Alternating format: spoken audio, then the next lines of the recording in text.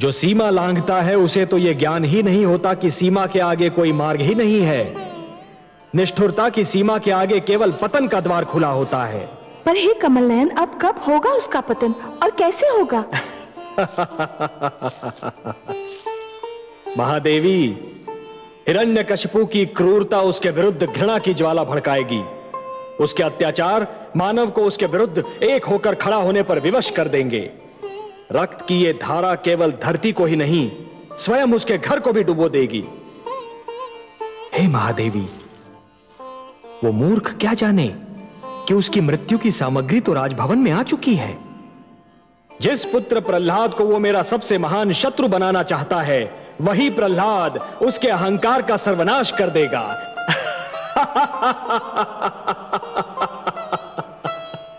जिस प्रकार समुद्र को यह ज्ञान नहीं होता महादेवी कि उसकी गहराइयों में ज्वार पल रहा है, उसी प्रकार हिरण्यकशिपु को भी यह ज्ञान नहीं है कि उसके ईश्वरत्व को ललकारने वाला स्वयं उसके राजभवन में जन्म ले चुका है।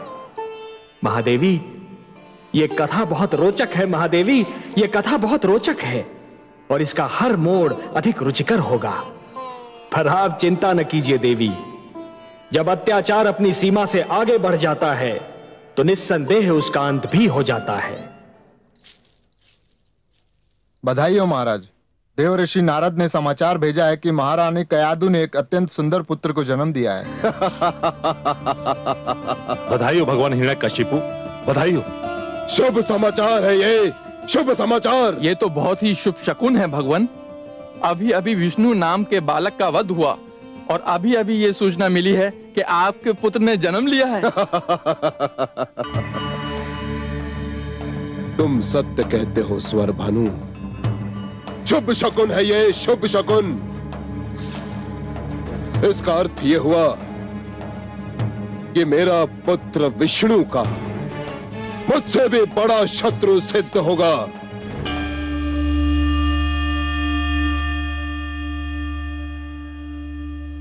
हे कमल नयन, अंधेरी रात्रि को उजाले का संदेश देने वाली सूर्य किरण सी आपकी मुस्कान, ये पतझड़ के अंत और वसंत ऋतु के आगमन की घोषणा करने वाले सुगंधित समीर की भांति आपकी मधुर मुस्कान खुला संकेत कर रही है कि सृष्टि में अवश्य कोई ऐसी घटना घटी है जिसने आपके मन को प्रसन्न कर दिया है। अहो महादेवी, अहो, हमारा कोई ऐसा संकेत नहीं जिसका भेद आप जान न पाए। हाँ देवी, एक बहुत सुंदर, एक बहुत अनुपम घटना घटी है। वो बालक जिसकी रक्षा के लिए आप चिंतित थीं, वो बालक जो एक नया इतिहास रचने वाला है, जन्म ले चुका है। कयाधु मां बन चुकी है। मैं अत्यंत प्रसन्न हूँ। मेरी कामना है कि कयाधु का ये पुत्र अत्यंत भाग्यशाली हो।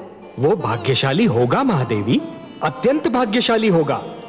जिस प्रकार ध्रुव अपने दृढ़ निश्चय का इतिहास रच गया, उसी प्रकार ये बालक भी अपने दृढ़ विश्वास का इतिहास रचेगा। जिसे जन्म लेते ही देवर्षि नारद जैसे महान मार्गदर्शक की गोद मिल जाए, उसने तो नेत्र खोलते ही अपना मार्ग भी देख लिया और अपना लक्ष्य भी। हे त्रिलोकीनाथ, मुझे इस बालक के जन्म का हर्ष है, परंतु थोड़ी घबराहट भी हो रही है। घबराहट? घबराहट का क्या कारण महादेवी? उसका जन्म एक ऐसे राक्षसी प्रकृति के असुर के घर में हुआ है जो वास्तविकता जान लेने के उपरांत इस नन्हे बालक का बैरी बन जाएगा। ऐसे शक्तिशाली और अभिमानी का ये बालक सामना कैसे कर पाएगा? यही तो उसके दृढ़ विश्वास की परीक्षा होगी महादेवी। महादेवी, केवट का साहस शांत बहने वाली नदी में नौका खेने से सिद्ध नहीं होता। वो तो तब सिद्ध होता है जब केवट बिफरी हुई नदी के मझधार से नौका को सुरक्षित निकाल कर ले जाता है। एक दिए की क्षमता शांत वातावरण में जलते रहने से सिद्ध नहीं होती। वो तो तब सिद्ध होती है जब दिया अपनी लौ को आंधी में भी बुझने नहीं देता। उसी प्रकार इस बालक का दृढ़ विश्वास भी तभी सिद्ध होगा जब वो महान शक्तियों और प्रतिकूल वातावरण में भी जमा रहेगा। मैं तो मन से चाहती हूँ कि कयाधु का ये पुत्र हर पग पर सफलता पाए। अब आपने उसे आशीर्वाद दे दिया है, तब तो उसका विश्वास दृढ़ होना ही है।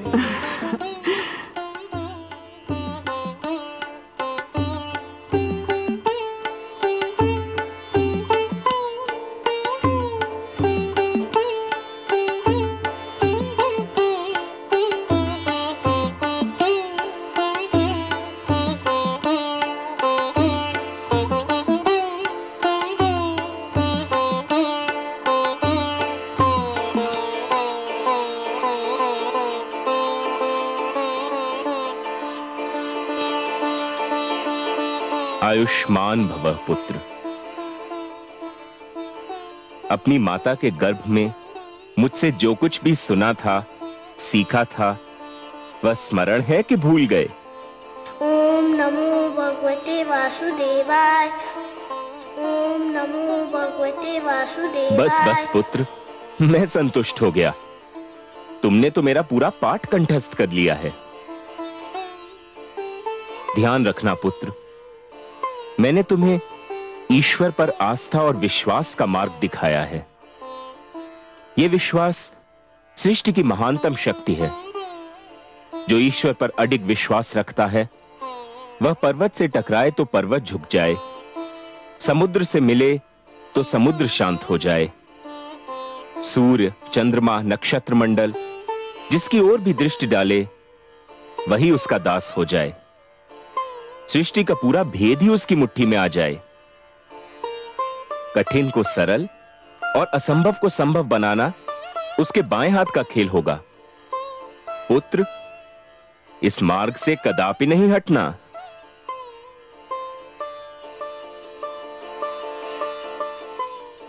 लीजिए देवी, इसे इसकी माता के पास पहुंचा दीजिए।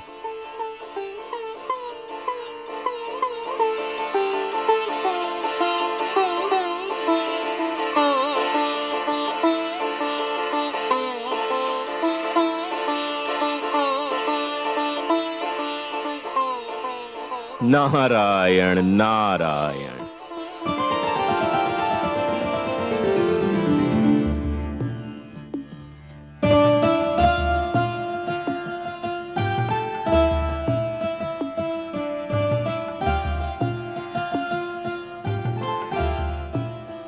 देवर्षि, मेरा कार्य पूरा हो गया। मुझे विष्णुलोक लौटने की अनुमति दीजिए। मैं आपका बहुत आभारी हूं देवी कि आप आ गईं। आपने ऐसे समय पर मेरी सहायता की जब मेरी बुद्धि भी काम नहीं कर रही थी। आपको कोटि कोटि धन्यवाद।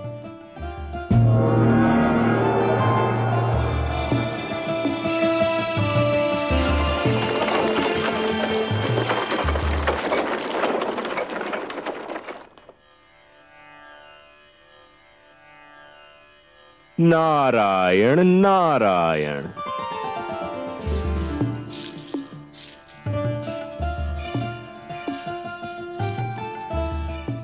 प्रणाम देवर्षि। जब से मैंने सुना है कि मेरे पुत्र का जन्म हुआ है, मैं उसे देखने के लिए व्याकुल हूं। कैसा है मेरा पुत्र? स्वयं चलकर देख लीजिए। आइए। चलिए देवर्षि।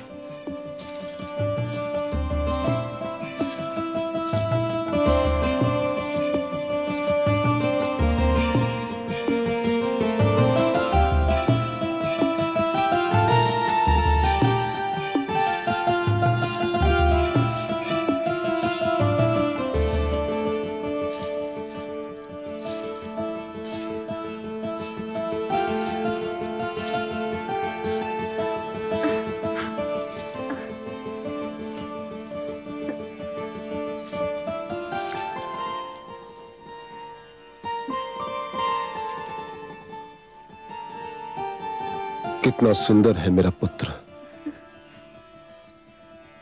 कितना प्रतिभावान लगता है। देवर्षि, इसके माथे से तो तेज की किरणें फूट रही हैं। कितनी मीठी है इसकी मुस्कान।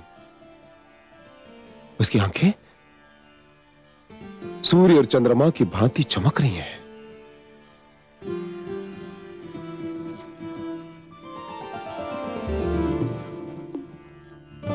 धन्यवाद महारानी।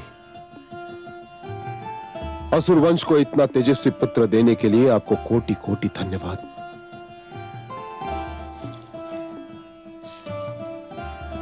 देवर्षि, आज यदि मेरा पुत्र सुरक्षित है तो केवल आपकी कृपा के कारण। असुरराज, मेरी कृपा आपको इसलिए लग रही है क्योंकि मैंने जो कुछ भी किया वो आपने देख लिया। आपके पुत्र पर तो धरती और आकाश से न जाने किस किस ने कृपा की है। आपने तो देख ही लिया कि इसके मुख पर कितना तेज है।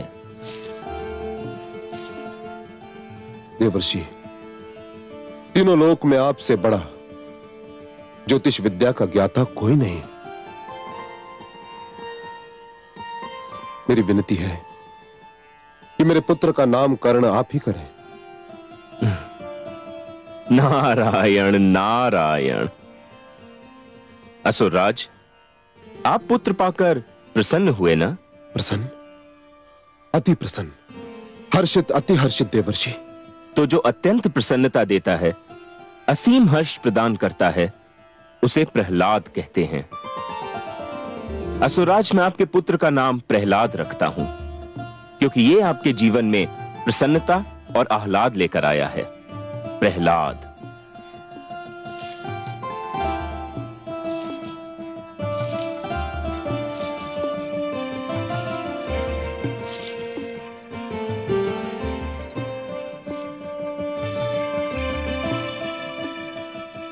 देवर्षि, बहुत सुंदर नाम सोचा है आपने। प्रहलाद, पुत्र प्रहलाद। मेरा पुत्र प्रहलाद भगवान हिरण्यकशिपु का पुत्र प्रहलाद। देवर्षि, मुझे लगता है कि मेरा पुत्र महानता में मुझसे भी आगे निकल जाएगा। हे असुरराज, मेरी ज्योतिष विद्या कहती है कि पहली बार आपके मुख से सत्य वचन निकला है। देवर्षि, मुझ में इतना साहस नहीं कि मैं आपसे कहूं कि आप मुझसे कुछ मांगें, किंतु यदि कोई इच्छा हो तो अवश्य व्यक्त कीजिए। सत्य असुरराज? सत्य, परम सत्य देवर्षि। आपकी किसी भी इच्छा की पूर्ति करके मुझे हर्ष होगा। मुझ जैसे सन्यासी की न तो कोई इच्छा होती है और न आवश्यकता, किंतु असुरराज, पुत्री कयाधु इतने दिनों तक मेरी इस कुटिया में रही कि पहली बार मुझे पुत्री मोह का अनुभव हुआ, और फिर आपके पुत्र प्रहलाद ने जन्म लेकर मेरी इस कुटिया को अपनी मधुर किलकारियों से भर दिया। मेरी ये इच्छा है असुरराज कि ये दोनों कुछ और दिन मेरी ही कुटिया में रहें।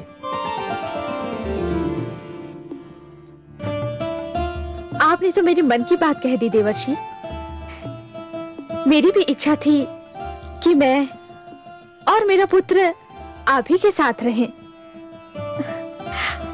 मुझे तो देवर्षि की कुटिया स्वर्ग के समान लगती है। देवर्षि, मैं आपकी इच्छा की पूर्ति के लिए वचनबद्ध हूं। अपने पुत्र से दूर रहना मेरे लिए संभव नहीं, किंतु आपके उपकारों के आगे मैं नतमस्तक हूं। मैं पुत्र प्रहलाद और महारानी को यही छोड़ जाऊंगा,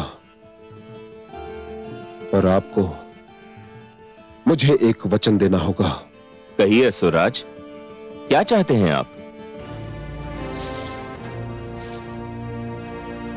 देवर्षि, मुझे विष्णु से घृणा है, अपार घृणा, और आप विष्णु भक्ति के लिए विख्यात हैं। मुझे वचन दीजिए कि आप मेरे पुत्र के सम्मुख विष्णु का नाम कभी नहीं लेंगे देवर्षि, कभी नहीं। मुझे वचन दीजिए। असुरराज, पुत्र कयाधु और दौहित्र प्रहलाद के लिए मैं कुछ भी त्याग कर सकता हूं। मैं आपको वचन देता हूं कि मैं सब कुछ कहूंगा, किंतु आपके पुत्र के सम्मुख विष्णु शब्द का उच्चारण नहीं करूंगा। सुंदर, अति सुंदर देवर्षि।